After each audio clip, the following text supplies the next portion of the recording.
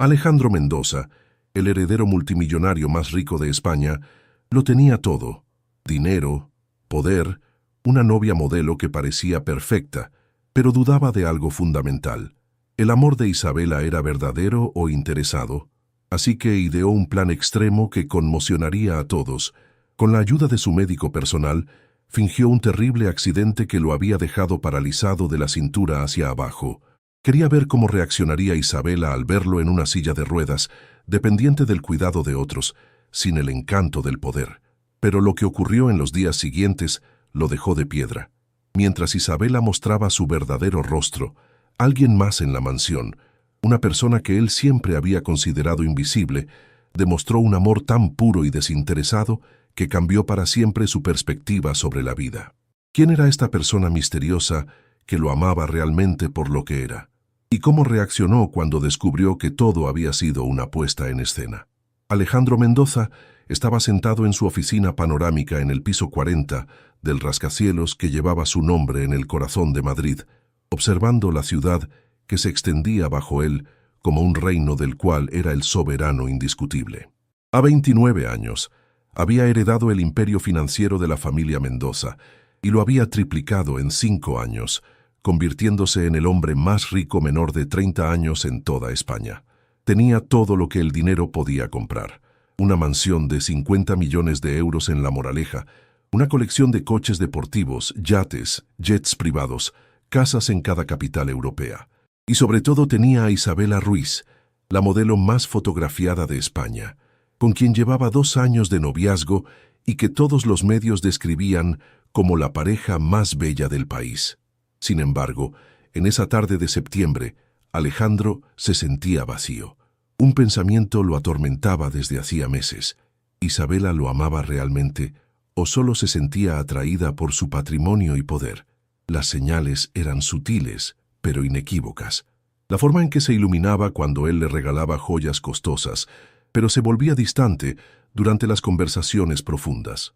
Cómo desaparecía cuando él tenía días difíciles en el trabajo, reapareciendo mágicamente para eventos sociales. El hecho de que nunca se interesara por sus pensamientos, dudas o miedos.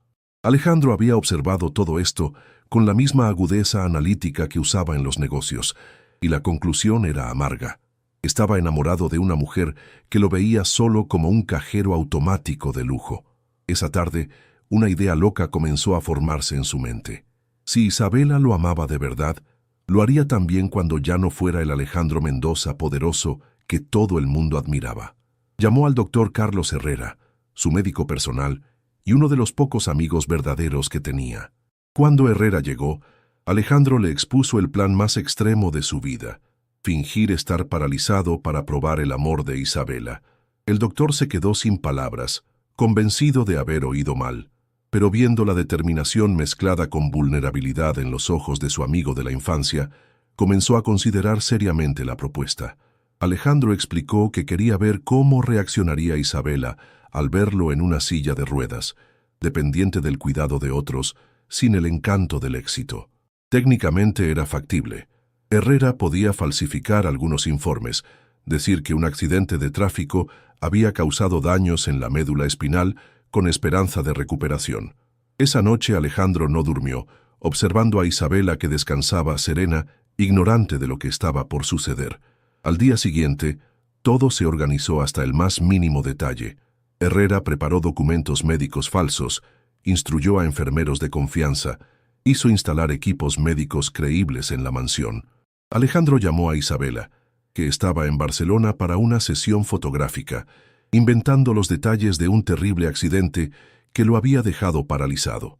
La reacción de Isabela fue la que esperaba: shock, incredulidad, promesas de regresar inmediatamente.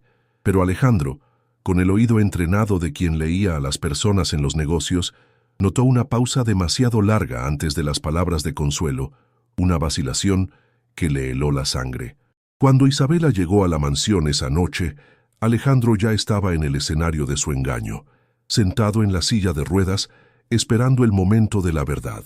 El sonido del Maserati en el sendero de grava le hizo latir el corazón más fuerte que cualquier negociación millonaria. Y mientras sentía los tacones acercándose a la puerta, No sabía aún que la verdadera sorpresa no vendría de Isabela, sino de alguien más que vivía bajo el mismo techo y a quien siempre había considerado prácticamente invisible. Isabela entró en la mansión como una estrella pisando una alfombra roja, a pesar de las circunstancias dramáticas. Sus tacones Louboutin resonaban en el mármol mientras se dirigía hacia Alejandro en la silla de ruedas. Llevaba un traje Armani rojo fuego, cabello perfectamente peinado a pesar del viaje urgente, maquillaje impecable. Una mujer realmente preocupada no se habría preparado como para una sesión fotográfica. Se arrojó a sus pies con voz teatral, pero Alejandro notó que tenía cuidado de no arruinar el vestido.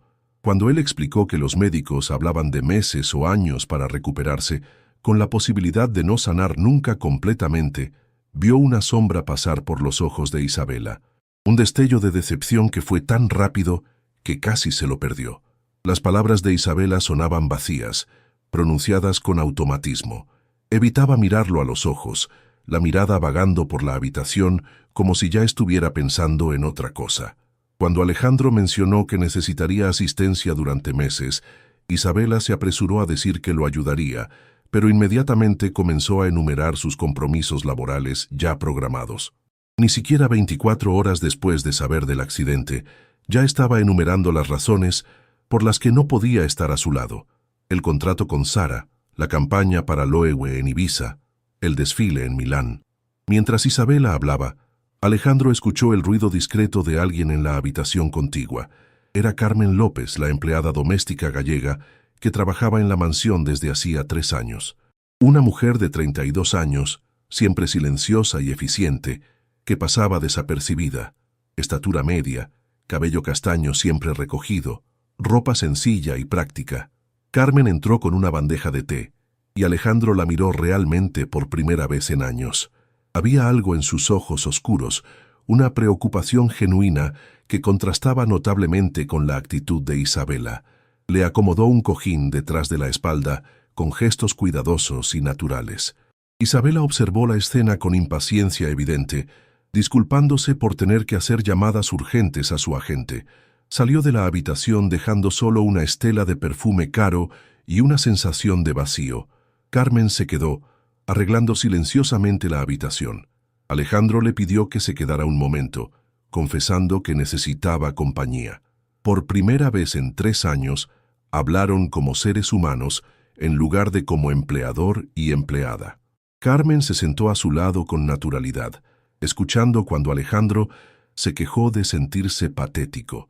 Ella respondió que no pensaba nada de eso, que él estaba atravesando un momento muy difícil y necesitaba personas que realmente le quisieran bien.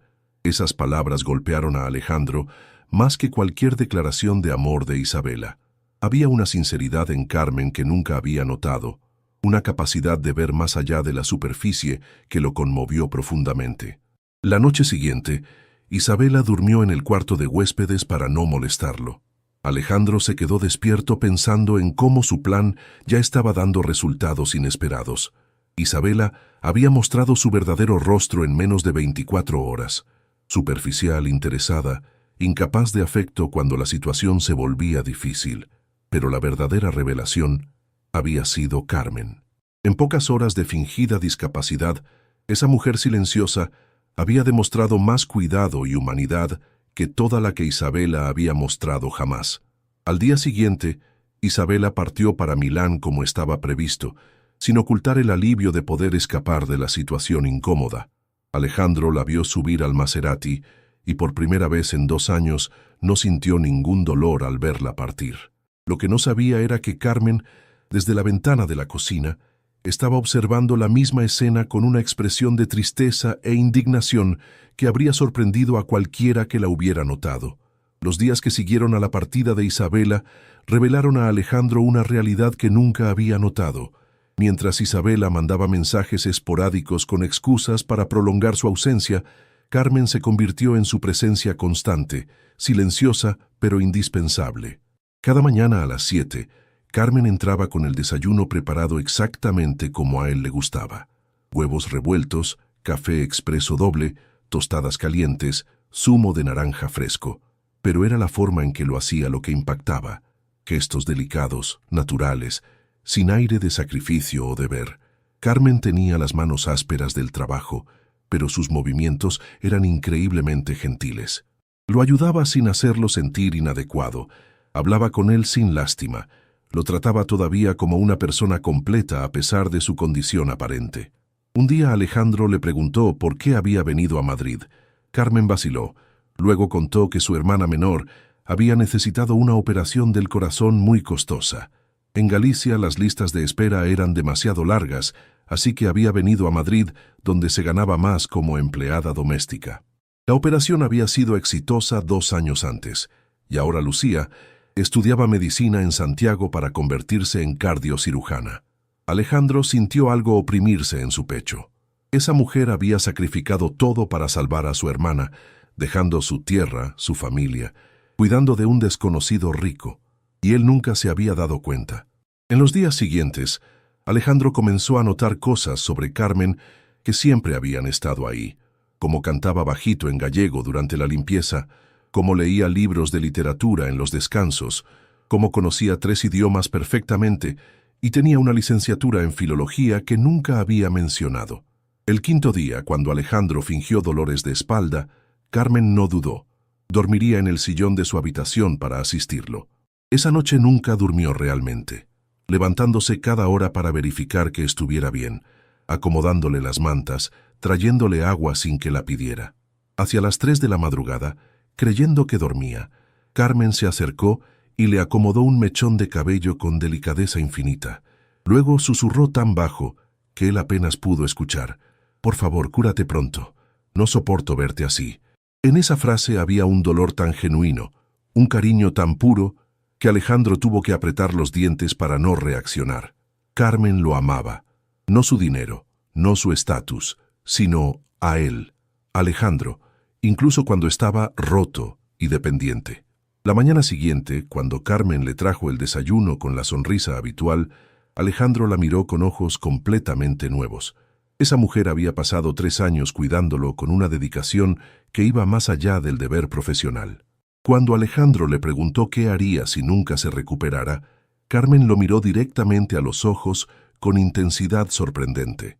Le dijo que él ya era perfecto tal como era, que la discapacidad no define a una persona, que él seguía siendo Alejandro Mendoza, inteligente, amable, capaz de hacer reír a la gente, generoso. Las piernas no tenían nada que ver con lo que realmente era. Y cuando Alejandro preguntó si hubiera necesitado asistencia para siempre, Carmen respondió sin vacilación: «Entonces estaré yo, para siempre». En ese momento, Alejandro entendió que había encontrado algo que ni siquiera sabía que estaba buscando. No solo amor verdadero, sino una persona que lo veía por lo que realmente era y lo amaba precisamente por eso. Pero lo que no sabía era que Carmen había comenzado a sospechar algo, y que la verdad, cuando saliera a la luz, traería consecuencias que ninguno de los dos podía imaginar. ¿Te está gustando esta historia? Deja un like y suscríbete al canal. Ahora, continuamos con el vídeo. Carmen López no era tonta. Tenía una licenciatura en filología, hablaba 4 idiomas, y sobre todo tenía ese instinto femenino que le hacía notar detalles que otros perdían. Y algunos detalles sobre el accidente de Alejandro no la convencían. Primero, Alejandro estaba demasiado en forma para alguien que había sufrido un trauma espinal grave. Su musculatura de las piernas no mostraba signos de atrofia. Segundo, sus reflejos eran perfectos. Cuando ella limpiaba, Alejandro retiraba instintivamente los pies si había riesgo de golpe. Tercero, lo había visto mover los dedos de los pies mientras dormía. Pero el detalle que más la hizo sospechar fue encontrar mientras limpiaba su estudio documentos médicos dejados casualmente en el escritorio. Carmen había asistido a su hermana durante la enfermedad y conocía la terminología médica. Esos historiales eran demasiado genéricos, como escritos por alguien no especializado en traumas espinales. La noche del 7.º día, Carmen tomó una decisión. Esperó a que Alejandro se durmiera, luego bajó a su estudio. Conocía la combinación de la caja fuerte detrás del cuadro de Velázquez, la fecha de nacimiento de su madre. Lo que encontró la dejó sin aliento, Había un contrato con el doctor Herrera para servicios de consultoría médica no convencionales. Emails entre Alejandro y el doctor que hablaban de puesta en escena convincente y prueba comportamental. Recibos del alquiler de la silla de ruedas y equipos médicos falsos. Carmen se sentó temblorosa en el sillón, los documentos en sus manos, sintiendo el mundo desplomarse. Todo era falso. El accidente, la parálisis, su sufrimiento al verlo así. Alejandro había orquestado todo para probar a Isabela. Ella había sido solo un efecto colateral, un testigo involuntario de un experimento cruel. Lo más humillante era que se había enamorado de él precisamente durante esa semana de falsos cuidados. Había pasado noches en vela preocupándose, había rezado por su recuperación, había fantaseado con un futuro imposible. Las lágrimas cayeron silenciosas mientras leía el último documento. Un plan sobre cómo revelar la verdad gradualmente para minimizar daños relacionales. Alejandro había planeado cómo manipularla incluso después de haberla engañado. Carmen volvió a poner todo en su lugar. Subió a su cuarto e hizo las maletas. Dejó una carta de renuncia formal en el escritorio de la cocina, tomó sus pertenencias y llamó a un taxi. Eran las 3 de la madrugada cuando salió de la mansión por última vez, cerrando silenciosamente la puerta. Pero Alejandro no estaba durmiendo. La culpa y la creciente conciencia de sus sentimientos por Carmen lo mantenían despierto. Escuchó el taxi partir y corrió a la ventana justo a tiempo para ver las luces desaparecer en la oscuridad. Encontró la habitación vacía y la carta en la cocina. Pocas líneas formales de renuncia que le rompieron el corazón. A las 8 de la mañana llamó al doctor Herrera en pánico. Carmen había descubierto todo y se había ido. Tenía que encontrarla. Herrera le dijo que tal vez era mejor así, que el plan había ido demasiado lejos. Pero Alejandro gritó que ya no le importaba Isabela. Se había enamorado de Carmen. Esa mujer lo había amado cuando pensaba que estaba paralizado. Lo había cuidado como si fuera la persona más importante del mundo, y él la había recompensado con la mentira más cruel posible. Encontrar a Carmen López en una ciudad de 3 millones de habitantes, sin contactos, resultó más difícil que cualquier operación financiera que Alejandro hubiera enfrentado jamás. Y mientras pasaban los días sin noticias, entendió que había perdido lo más precioso que había tenido, justo cuando había realizado que no podía vivir sin ello. Alejandro descubrió que ser uno de los hombres más ricos de España no significaba nada cuando lo que querías encontrar era una persona que tenía todas las razones del mundo para esconderse de ti.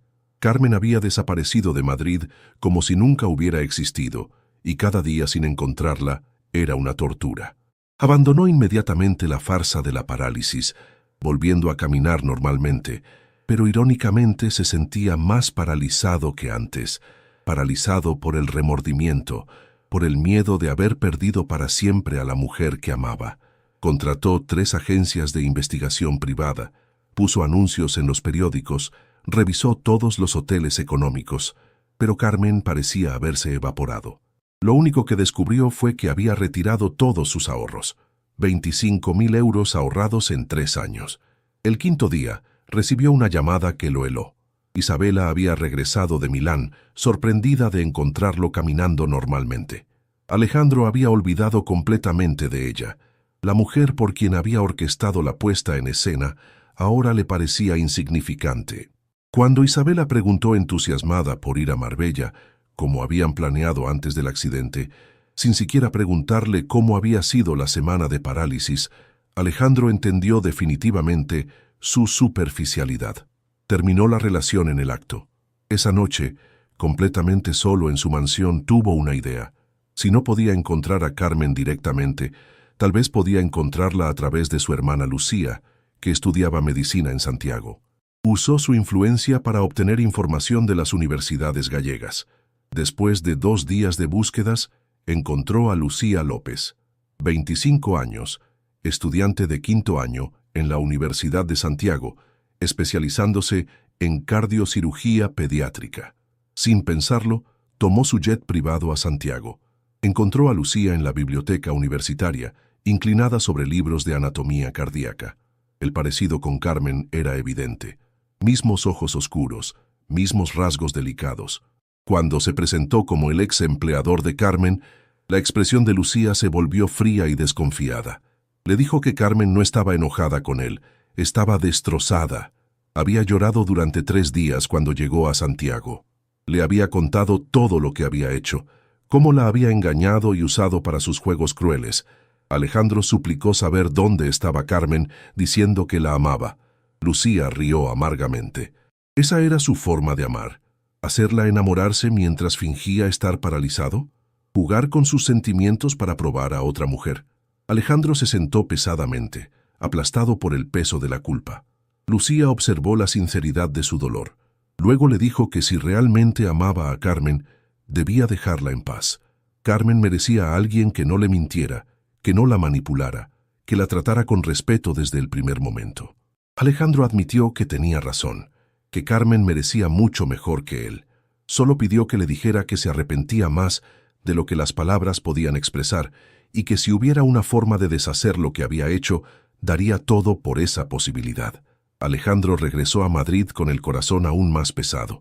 Tal vez lo más amoroso era precisamente dejar a Carmen en paz, permitirle reconstruir su vida lejos del dolor que él le había causado.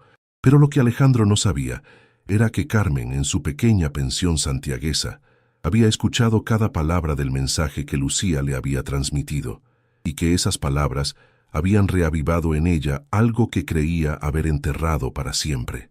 2 semanas después del regreso de Alejandro de Santiago, la vida en la mansión de La Moraleja se había convertido en un desierto emocional. Alejandro trabajaba mecánicamente, comía apenas, dormía poco. Había despedido a todo el personal y vivía solo en esa casa inmensa que ahora le parecía una tumba dorada. Cada habitación le recordaba a Carmen, la cocina donde preparaba las comidas con amor, el salón donde habían tenido las primeras conversaciones verdaderas, su habitación donde había velado por él con dedicación infinita, mientras él mentía descaradamente. Una mañana gris de noviembre sonó el timbre. Alejandro encontró a un mensajero con un paquete expreso de Galicia. El remitente era Lucía López. Dentro había una carta y un pequeño objeto envuelto en papel de seda. La carta estaba escrita a mano. Carmen le devolvía algo que era suyo y tenía algo que decirle, pero solo si realmente había cambiado. Si estaba interesado, Carmen estaría al día siguiente a las 15:00 en los jardines de Sabatini, en el lugar donde se habían encontrado por primera vez. Alejandro desenvolvió el objeto y el corazón se le paró. Era el pequeño crucifijo de plata que su madre le había regalado a los 16 años, la única joya de valor sentimental que poseía. Durante la semana de la falsa parálisis, debía haberlo perdido y Carmen lo había encontrado. Pero Carmen decía haber estado en los jardines de Sabatini cuando se encontraron por primera vez.